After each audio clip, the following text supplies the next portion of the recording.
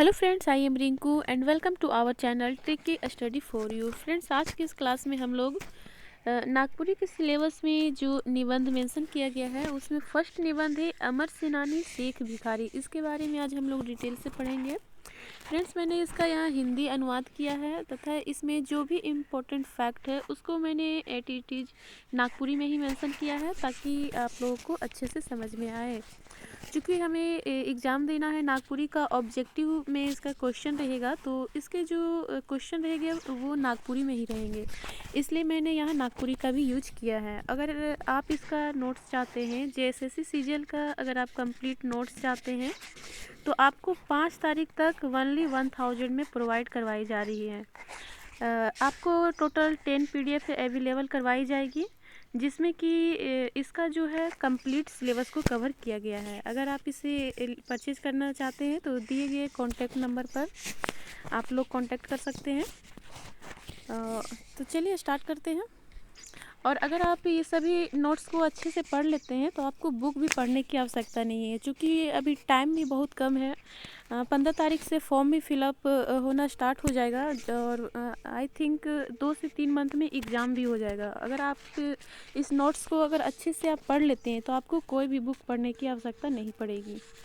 ठीक है, तो चलिए स्टार्ट करते हैं। आज हम लोग अमर सेनानी शेख भिखारी इनके बारे में जानते हैं। तो मुख्य रूप से इनके बारे में इस निबंध में बताया गया है और इनका जर्नी को बताया गया है कि 1857 के विद्रोह में इनका क्या क्या योगदान था और इन्हीं के व्यक्तित्व के बारे में बताया गया है। इसी से रिलेटेड है यह चैप्टर। तो स्टार्ट करते हैं। संथाल परगना और छोटा नागपुर व संसार ये एक दूसरे से सहिया जुड़कर रहते थे। यानी कि संथाल परगना और छोटा नागपुर का जो क्षेत्र है वहाँ यहाँ के जितने भी लोग थे वे सभी एक दूसरे से जुड़कर रहते थे। ठीक है, और मदद करते थे। और ये क्या करते थे, एक दूसरे की मदद भी करते थे। ये लोग अपनी जगह ज़मीन के लिए ब्रिटिश सरकार से बहुत लड़ाई भी करते रहे। यह लड़ाई तब तक चलती रही जब तक आज़ादी नहीं मिली। इस आज़ादी की लड़ाई में एक अमर सेनानी शेख भिखारी भी थे। ठीक है, शेख भिखारी आज़ादी के बड़ा पुजारी थे। उनका जन्म रांची जिला के बुढ़मू थाना के लेपसा गांव में हुआ। ठीक है, तो इसे ये तीनों ही आप लोग ध्यान रखिएगा। जिला पूछिएगा तो रांची हो जाएगा, थाना पूछिएगा तो बुढ़मू हो जाएगा, और अगर गांव पूछा जाएगा तो लेपसा गांव हो जाएगा। नेक्स्ट है, सन 1819 ईस्वी में बुनकर परिवार में जन्म हुआ। ठीक है, तो अमर सेनानी जो शेख भिखारी थे उनका जन्म किस परिवार में हुआ, तो इनका जन्म बुनकर परिवार में हुआ।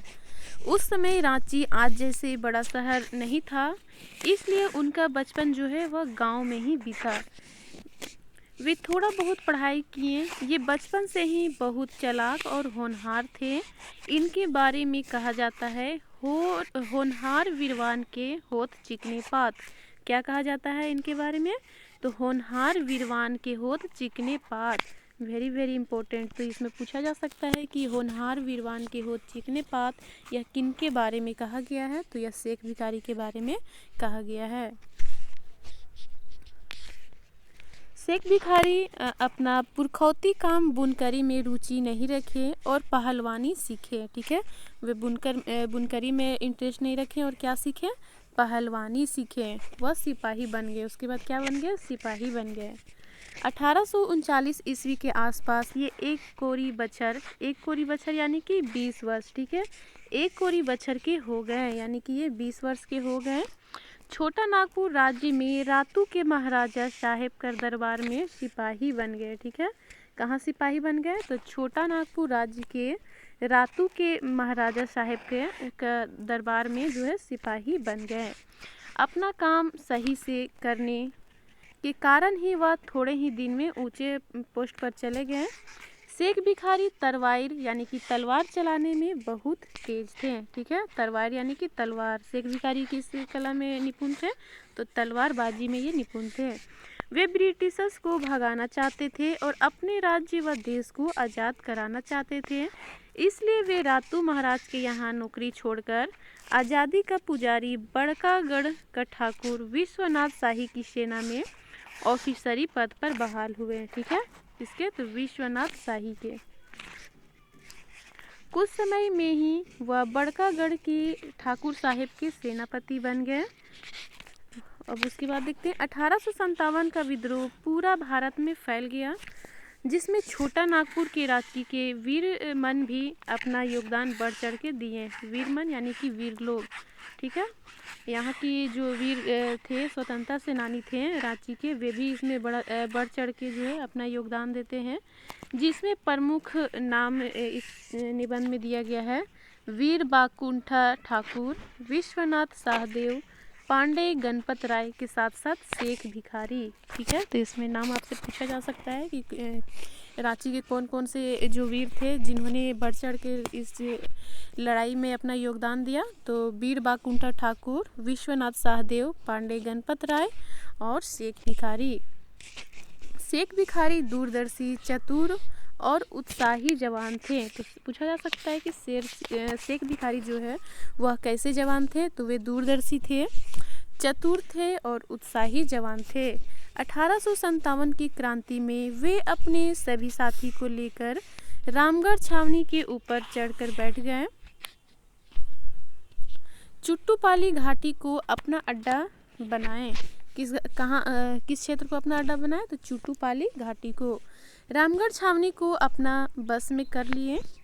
तो रामगढ़ छावनी को अपना बस में कौन कर लिए? तो यही शेख भिखारी जो है रामगढ़ छावनी को अपने कंट्रोल में कर लेते हैं।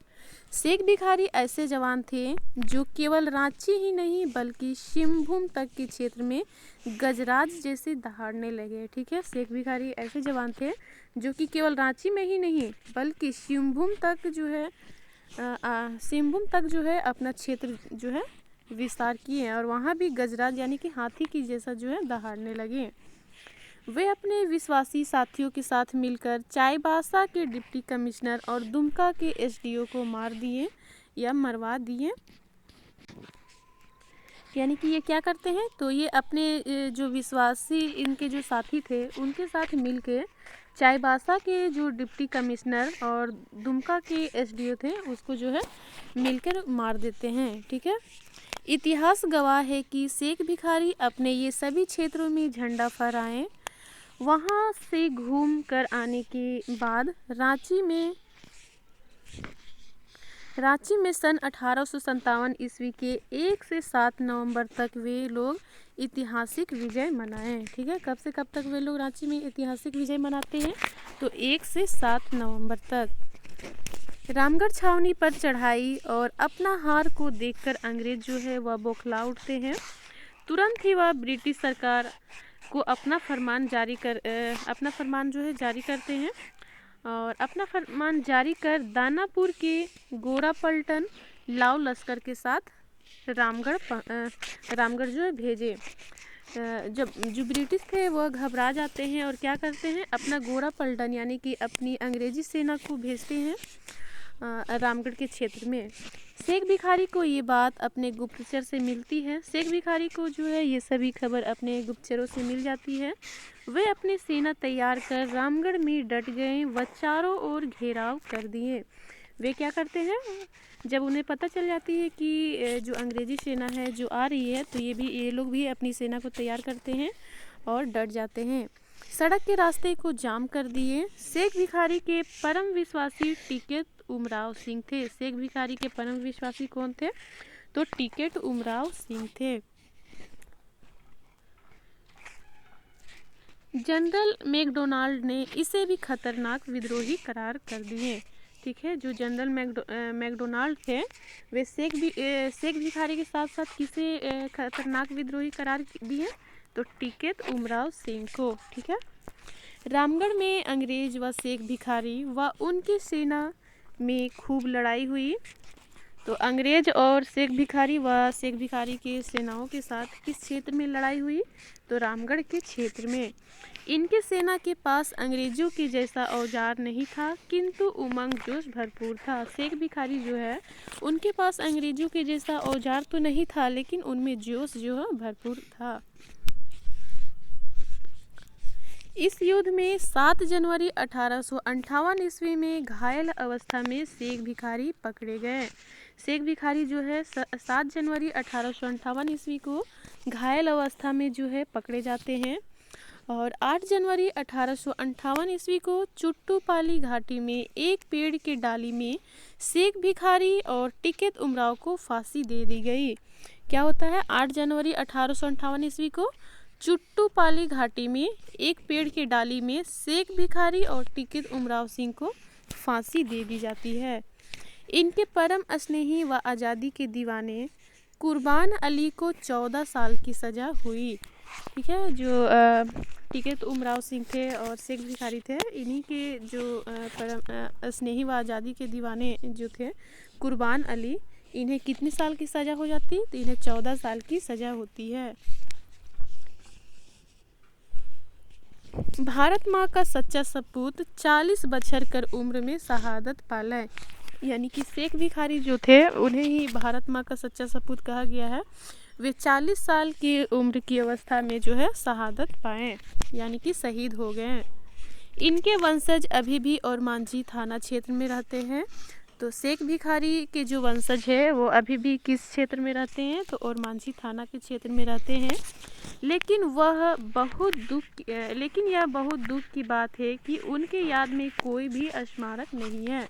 कहा गया है कि लेकिन यह अभी भी दुख की बात है कि शेख भिखारी की याद में अभी भी जो है कोई भी स्मारक नहीं बना है।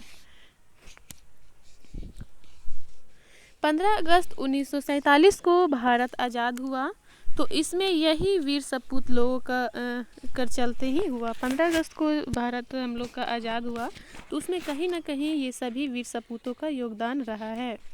हमरे कर ईमन के सत सत नमन है। इस निबंध के जो लेखक है वह है डॉक्टर काली कुमार सुमन। ठीक है फ्रेंड्स, आज की क्लास में इतना ही, मिलते हैं नेक्स्ट क्लास में। यदि आपको ये वीडियो अच्छी लगी हो तो इसे लाइक, शेयर और सब्सक्राइब करना ना भूलें। यदि आप इसकी कंप्लीट नोट्स को चाहते हैं तो इस नंबर पर आप गूगल पे या फ़ोन पे करके स्क्रीन से सेंड कीजिएगा, मैं इसका PDF सेंड कर दूंगी। इसमें कुल आपको 10 PDF मिलेंगे और अगर आप इसे अच्छे से पढ़ लेते हैं तो आपको किसी भी बुक को पढ़ने की आवश्यकता नहीं है। तो मेरा कॉन्टैक्ट नंबर है 8271425769। ठीक है, आज की क्लास में इतना ही, मिलते हैं नेक्स्ट क्लास में।